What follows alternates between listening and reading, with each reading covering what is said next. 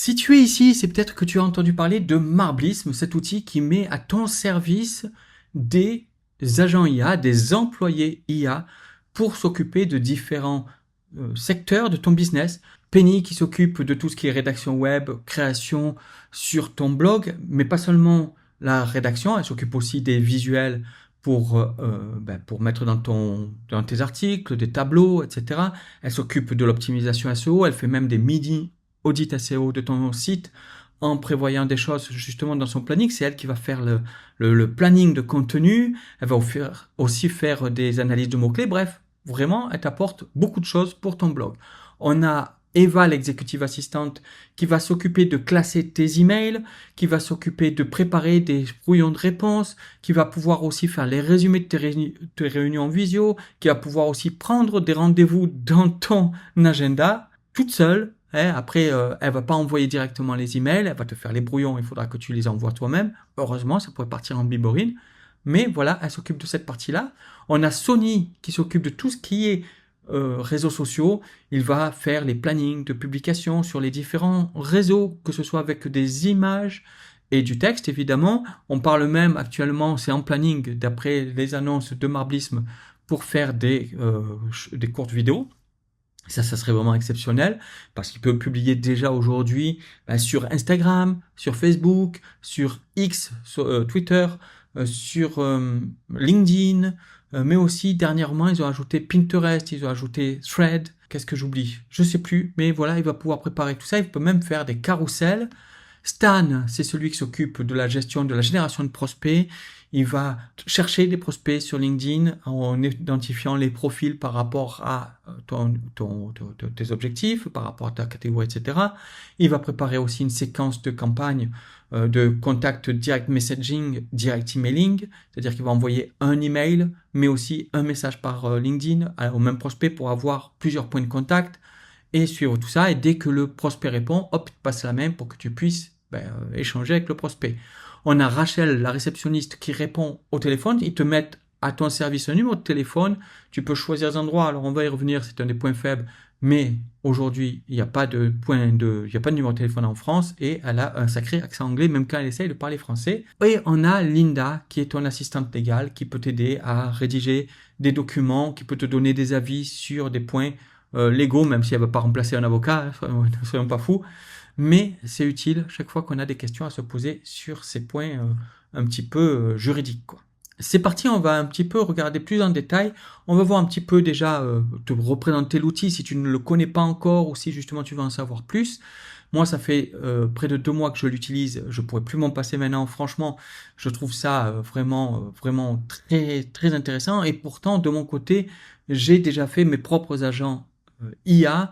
Mais pour le rapport qualité-prix, honnêtement, pour ce que c'est capable de faire, c'est vraiment pas la peine d'aller chercher. À mon sens, maintenant, je m'embête plus à me dire, je vais créer un agent IA, le mettre à jour pour qu'il fasse du contenu sur mes réseaux sociaux, pour qu'il m'aide pour mes contenus pour mes blogs. Ça n'a pas de sens.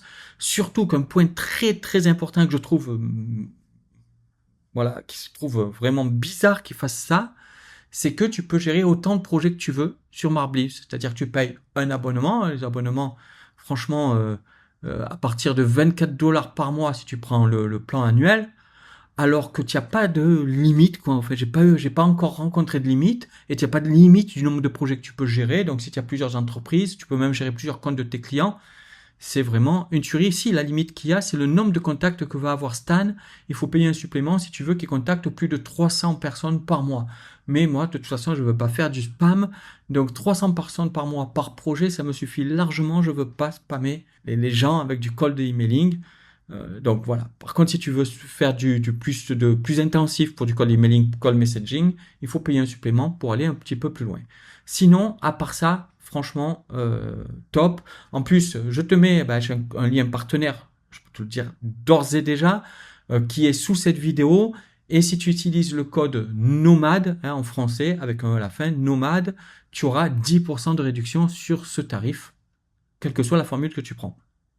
Et moi, ça m'aidera à créer plus de vidéos et à pouvoir t'apporter un petit peu des analyses sincères. Et si je te conseille ce produit, c'est vraiment qu'il y a de quoi le conseiller. Sinon, je ne serais pas là à te le présenter et moi-même à l'utiliser intensément. C'est parti pour faire un petit peu le tour. On va commencer déjà pour donc faire un petit tour général de ce qui est top dans le produit. On va voir aussi quand même ce qui est bidon, hein, les points qui sont plutôt négatifs dans l'utilisation du produit. On va tourner un petit peu ça. Maintenant que j'ai bien du recul, je peux te dire les points sur lesquels tu peux pas trop compter sur l'outil aujourd'hui. Hein. Il évolue tout le temps et l'IA évolue tout le temps. Donc évidemment, ça sera de mieux en mieux. Mais aujourd'hui, au moment où j'enregistre cette vidéo, donc en avril 2026, il y a des choses à savoir et je te les présente plus loin dans cette vidéo. Donc, comme je te le disais, il y a 6 agents IA, 6 employés IA qui travaillent pour toi. Et quelque chose qui est assez intéressant, c'est qu'ils travaillent aussi ensemble. Par exemple, ici, je lui ai demandé à Penny d'aller chercher des idées auprès de Sony, parce que Sony me propose souvent des idées intéressantes de posts, et je trouvais que la Penny, ça tournait un petit peu en rond dans les sujets où elle me parlait, donc là pour ce projet Jimmy Lee, qui est un coach IA, un compagnon IA qui t'aide à réussir tes projets en t'accompagnant à travers un plan en 10 étapes, etc. C'est une application qui est disponible sur Android et sur l'App Store d'Apple. Et sur les contenus qu'elle me faisait, ça se répétait un petit peu. Il fallait à chaque fois que je lui dise d'aller faire autre chose. Bon voilà, là il y avait des trucs vraiment vraiment sympas. Hein. On voit le style graphique hein, qui est maintenu, vraiment c'est sympa. Ça poste directement sur ton blog, donc sur ton blog WordPress. Hein, il y a plusieurs possibilités. Tu peux faire sur WordPress, sur Wix, sur Shopify ou sur Webflow, ok. Et tu vois qu'ici, tu peux voir le plan, la liste de tous les articles et le calendrier de publication. Là, j'ai toute la liste des articles. Et je lui ai demandé donc de discuter avec Sony, parce que chacun peut discuter ensemble, et lui demander des idées. Et là, il y a eu pas mal d'idées de sortie qui vont permettre de faire des articles intéressants. Et les articles, quand tu regardes, voilà, tu as l'image à la une, tu as la mise en forme. Alors là, c'est un article en anglais. Voilà, là, il va mettre l'image de Jimmy Lee. C'est une des choses que je lui ai demandé, parce qu'après je vais le réduire comme ça et le mettre à droite dans mon article, mettre des images de Jimmy Lee lui-même, et sinon des images aussi qu'il va créer tout le long. Quand je te dis qu'ils discutent ensemble, par exemple, Stan s'occupe d'aller chercher des prospects, et des fois il y a des emails qui reviennent en erreur, eh bien c'est Eva qui va le lui dire, voilà, attention, il y a des emails qui sont revenus en erreur, qui sont à sortir de la campagne, et elle va lui lister pour qu'il écrive pas pour rien à des personnes, ou que par exemple on dit stop aussi, qu'ils ne veulent plus recevoir de messages. Donc ici, on a les leads de Stan, la séquence qui va suivre, ok. Donc là, par exemple, pour contacter des personnes dans le milieu du journalisme, quoi, pour présenter Jimmy Lee, donc avec une séquence, voilà, qui va être envoyer un email, envoyer une invitation sur LinkedIn, envoyer un message, envoyer un email, envoyer un message. Je veux pas non plus la spammer, donc c'est court. Je préfère faire court et ne pas les embêter, leur dire qu'ils me disent stop, que ça arrête automatiquement, et voilà, essayer de présenter quelque chose de correct quand on fait aussi du cold messaging, quoi, et du cold emailing. Donc à ce niveau-là, vraiment pas grand-chose à dire que je n'ai pas dit dans une autre vidéo, d'ailleurs que tu peux retrouver sur la chaîne, où je présente un petit peu à tous les outils. À savoir aussi que si tu utilises le lien que je te partage dessous, tu as les instructions dessous pour m'indiquer que tu as utilisé mon lien, et je te donnerai accès à une formation gratuite pour ceux qui ont suivi le lien, pour bien expliquer comment on exploite chacun des agents, comment ils exploitent bien, comment on utilise les différents éléments comme le cerveau. C'est offert pour tous ceux qui utilisent le lien, pour les remercier en retour de me soutenir. Donc au niveau des posts de médias sociaux, comme tu le vois, donc tu as des carousels, hein, qui sont possibles à faire. Il va te faire des carousels. Il va respecter le style d'écriture. Là, par exemple, il respecte carrément la façon de parler de Jimmy Lee. Il est allé chercher la façon de parler de Jimmy Lee et il parle comme lui. Donc c'est très très bien pour moi. Il parle comme lui et il fait des visuels vraiment dans le même style que l'on postait avant de le faire avec Marblisp. Il a identifié le type de couleur qu'on utilisait, le type de graphisme qu'on utilisait, et il s'est approprié tout ça. C'est vraiment top. autant pour le social media manager que pour Blogwriter, il y a le style autant graphique que d'écriture qui correspond à ce qu'on faisait, qui correspond voilà, à l'essence même de la marque. Et en plus, si c'est pas complètement le cas, tu peux le lui dire, il va mettre à jour sa mémoire. Tu peux aussi lui donner donc des lignes de conduite lui-même en met, c'est-à-dire que lui, il va automatiquement rajouter des lignes de conduite par rapport à ce qu'il a identifié la première fois que tu paramètres le projet. Donc, il va identifier certaines choses et il va les mettre dans sa ligne de conduite. Et puis chaque fois qu'il discute avec toi, il s'améliore. C'est ça qui est bien avec Marblisme, c'est que ce n'est pas figé. Au fur et à mesure, il apprend ce que tu préfères et il améliore. Tu vois que je gagne beaucoup de temps de travail, sachant que c'est 27 heures de temps de gagner sur ce mois-ci sur Jimmy par rapport à tout ce qu'a fait l'équipe, mais que j'ai bien d'autres projets et qu'on a donc un nombre de projets illimité. Je le répète, c'est fou qu'on puisse avoir un nombre de projets limité. J'ai plein de projets qui sont gérés, donc je gagne une tonne de temps et sur des projets que je n'avais plus le temps de m'occuper parce que je suis un peu un excité du projet. J'ai tendance à vouloir créer plein de choses. C'est pas une chose à faire, il faut rester focus et du coup après, j'avais du mal à bien m'en occuper. Maintenant, grâce à Marblisme, je peux revenir sur plusieurs projets et faire en sorte que ça tourne grâce à l'équipe qui s'en occupe. Donc c'est vraiment trop bien en fait. Donc voilà. Très très bien. Voilà, je vais pas te faire l'éloge pendant 100 ans de Marblisme, puisque tu l'as compris, c'est quand même quelque chose qui est assez complet. Encore une fois, je t'invite à regarder mon autre vidéo où je présente tout ça plus en détail. On va surtout s'attarder dans cette vidéo sur ce qu'on cherche à savoir quand même, ce qui va pas dans Marblisme, parce que si tout était parfait, ce serait trop beau, ce serait même suspect, on va dire. Donc, on va voir un petit peu ce qui va pas. Je les ai notés à côté, je regarde pour pas oublier.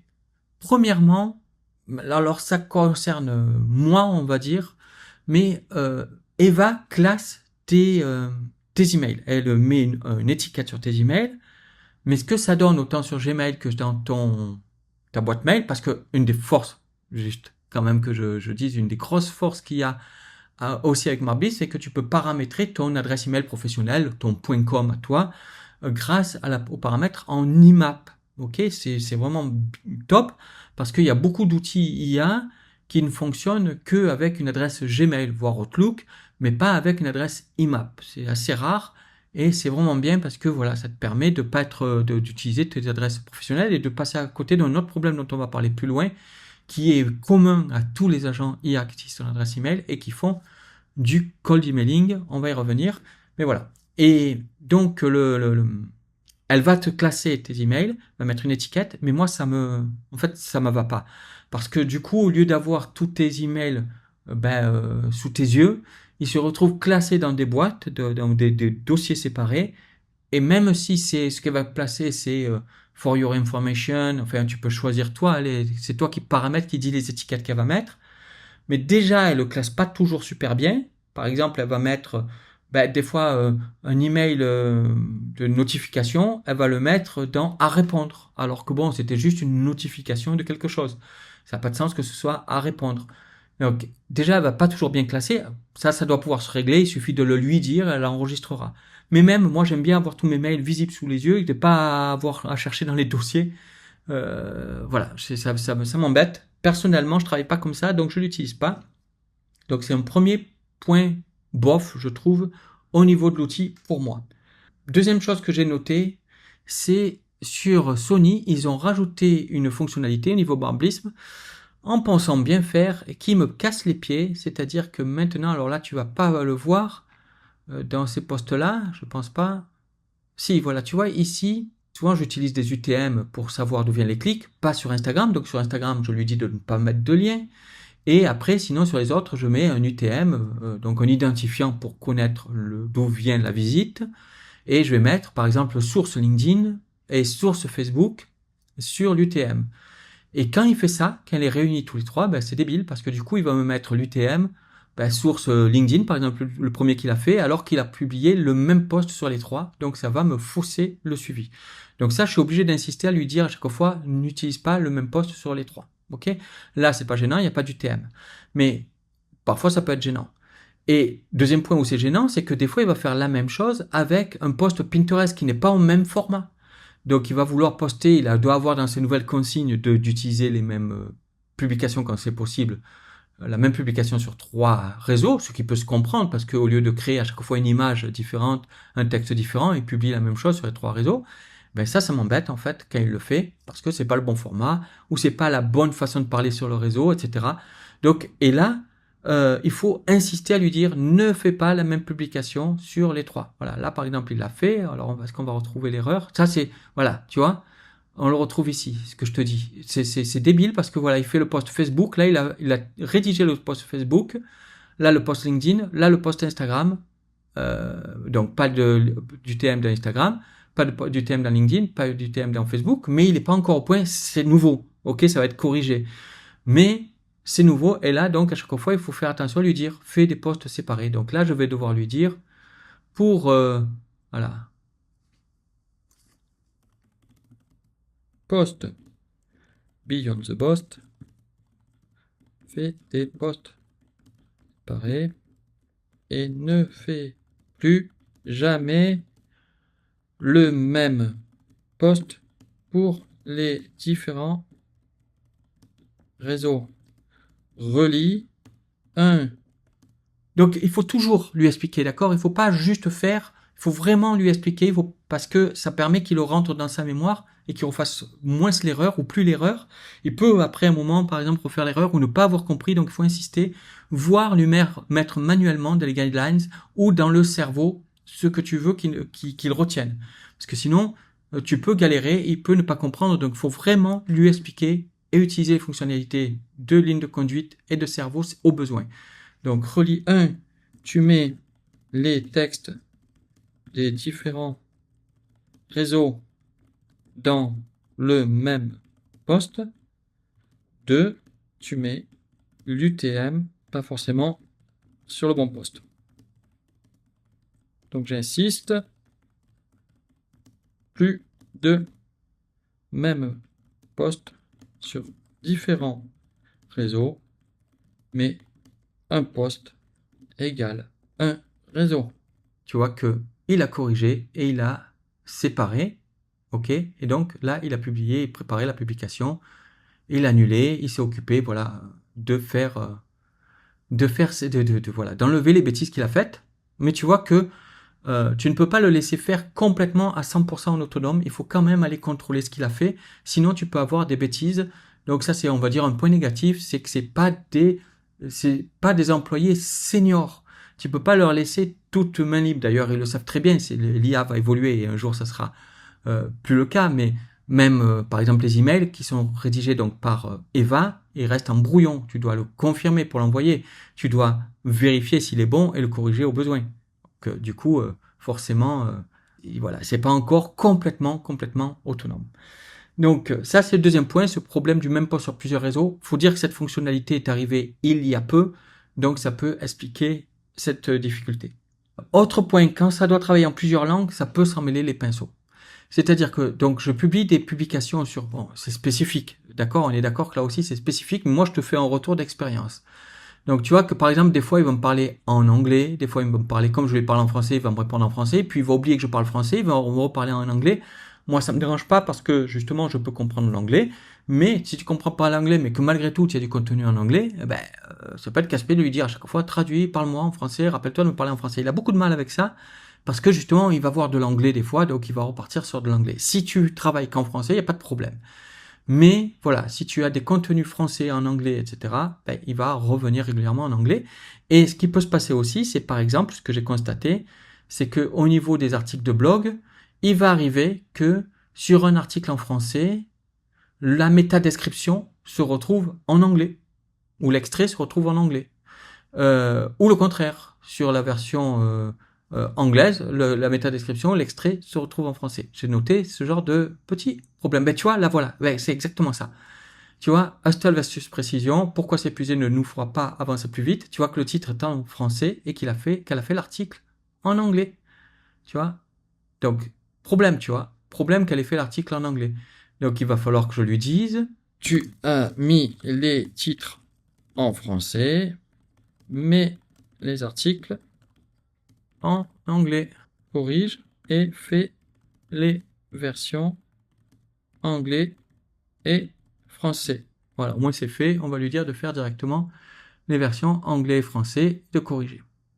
C'est pas grand chose, tu vas me dire, mais tu vois, ça prouve que tu peux pas lui laisser la main complètement et que tu peux pas te dire je contrôle pas. Ok, il y a une limite. Tu vas me dire c'est 24$ par mois. Si tu avais 6 employés qui étaient absolument seniors et absolument indépendants pour 24$ par mois, franchement, ce serait un hold-up.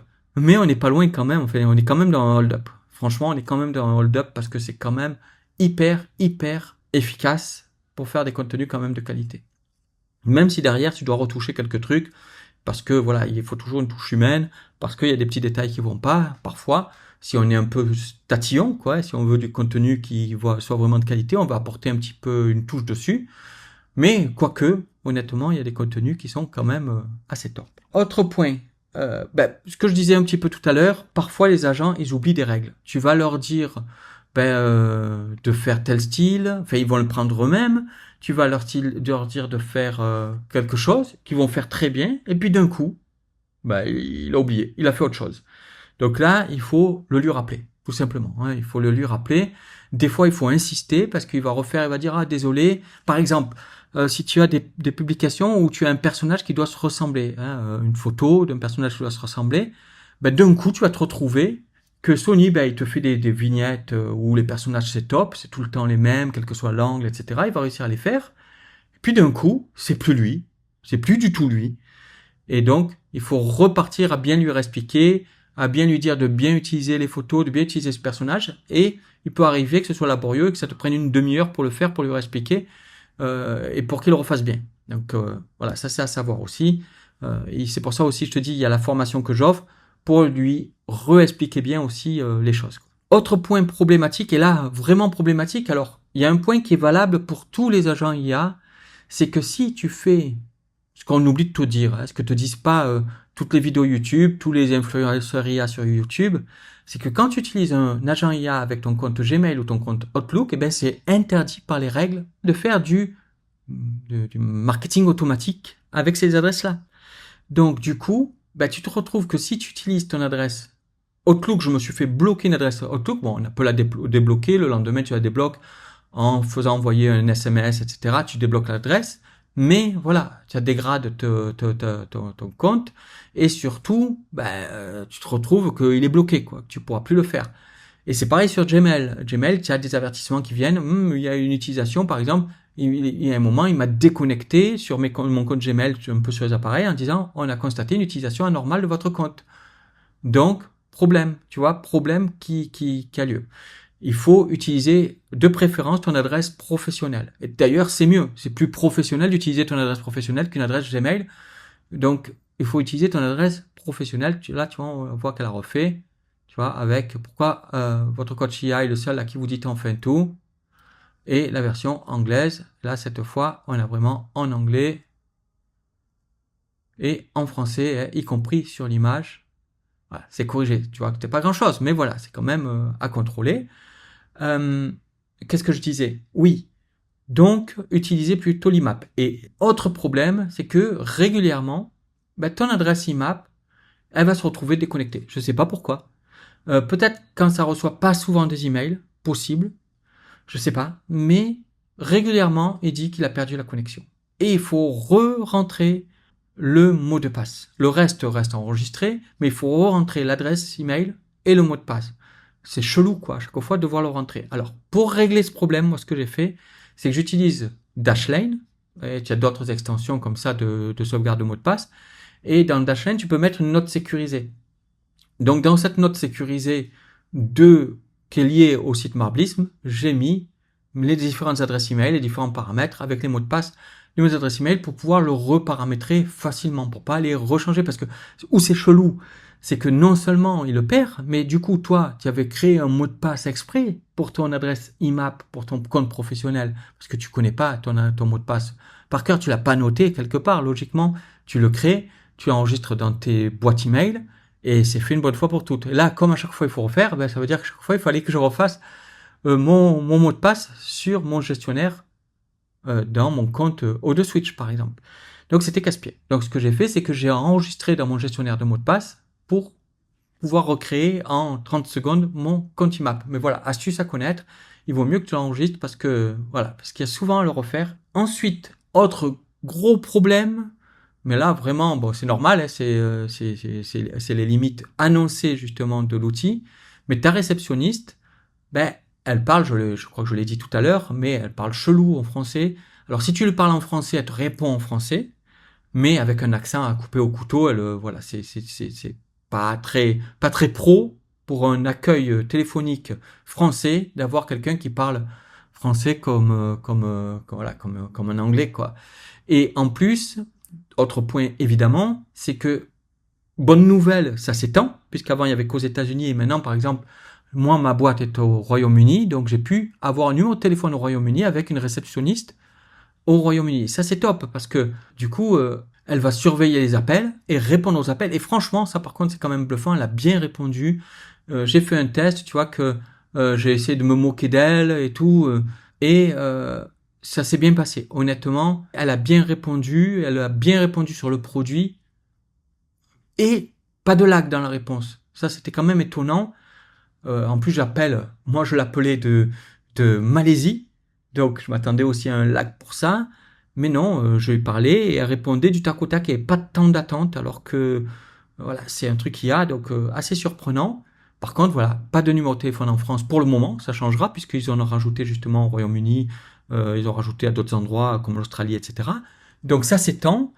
Et j'espère pour les boîtes françaises que ça va être aussi avec le français, le vrai français, la voix française. Mais actuellement, c'est un problème si tu comptais sur ça pour gérer ton standard téléphonique avec Rachel. Ça va pas le faire, ça va pas être très pro. Sauf si tu as une boîte anglaise. Voilà, en gros, je crois que j'ai vraiment fait le tour des points négatifs.